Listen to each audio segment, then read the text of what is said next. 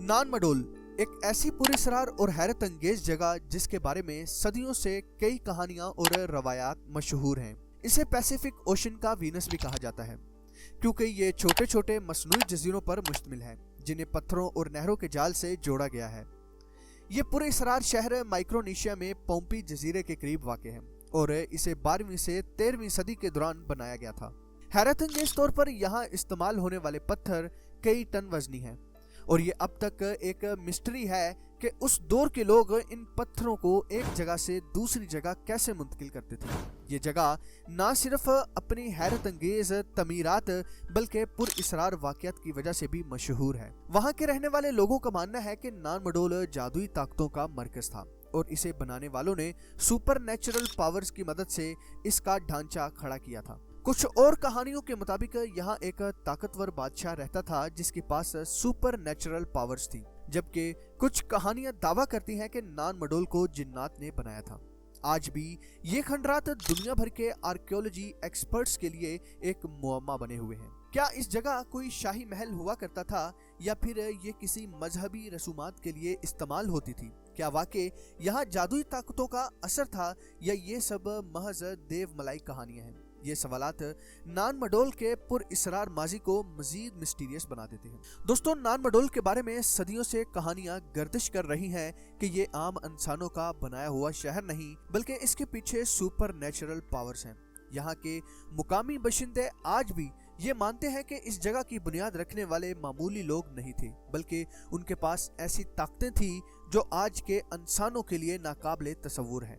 कहा जाता है कि यहाँ पर साउडलियर खानदान की हुकूमत हुआ करती थी और साउडलियर खानदान के बादशाह किसी आम इंसान की तरह नहीं थे बल्कि वो जादुई ताकतों के मालिक थे। वहाँ के रहने वाले लोगों के मुताबिक उन्होंने एक ऐसे जादुई इल्म को हासिल कर लिया था जिसकी मदद से वो पत्थरों को हवा में तैराते और उन्हें एक जगह से दूसरी जगह मुंतकिल कर सकते थे। साउडलियर खानदान माइक्रोनेशिया के पोम्पी जजीरे पर कायम एक कदीम बादशाहत थी जो तकरीबन 1100 ईस्वी से 1628 ईस्वी तक हुक्मरानी करती रही। ये खानदान पैसिफिक ओशन के पुरअसरार शहर नानमडोल की तमीर और इंतजाम का जिम्मेदार था और उसकी हुक्मरानी एक मरकजी बादशाही निज़ाम पर चलती थी जो उस दौर के लिए एक अलग ही किस्म की हुकूमत थी।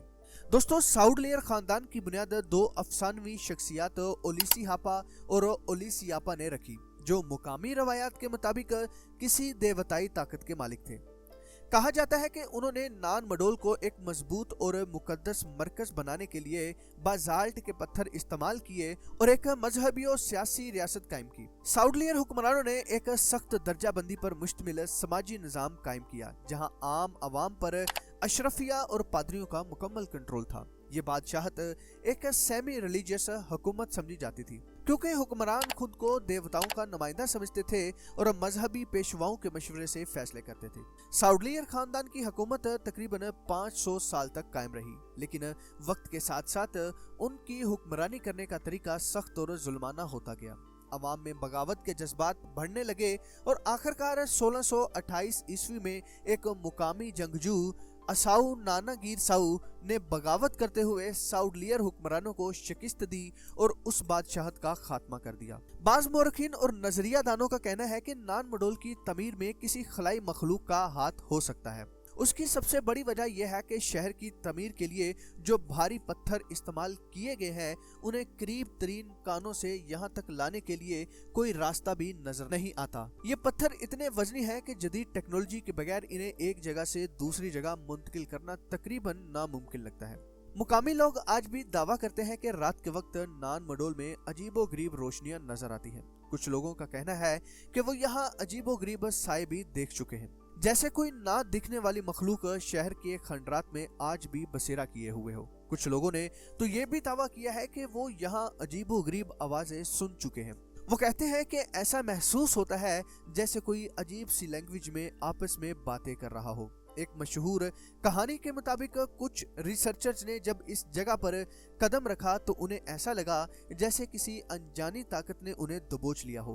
और वो शदीद घबराहट और बेहोशी का शिकार हो गए। ये भी कहा जाता है कि नानमडोल के आखिरी बादशाह ने कोई ऐसा खौफनाक जादुई अमल किया था जिसकी वजह से शहर पर मनहूसियत छा गई। यही वजह है कि अचानक ये शहर तबाह हो गया और इसके तमाम बशिंदे गायब हो गए। दोस्तों, कुछ कहानियां ये भी बयान करती हैं कि जब किसी ने बादशाह की ताकत को चैलेंज करने की कोशिश की तो नानमडोल पर आसमान से ऐसी आग बरसाई गई जिसने सबको खत्म कर दिया। क्या हम आज भी इस हकीकत से अनजान हैं? मुअर्रिखीन और साइंसदान आज भी इस जगह के बारे में तहकीक कर रहे हैं, मगर वो किसी हतमी नतीजे पर नहीं पहुंच सके। क्या वाकई नानमडोल किसी जादुई बादशाहत का मरकज था?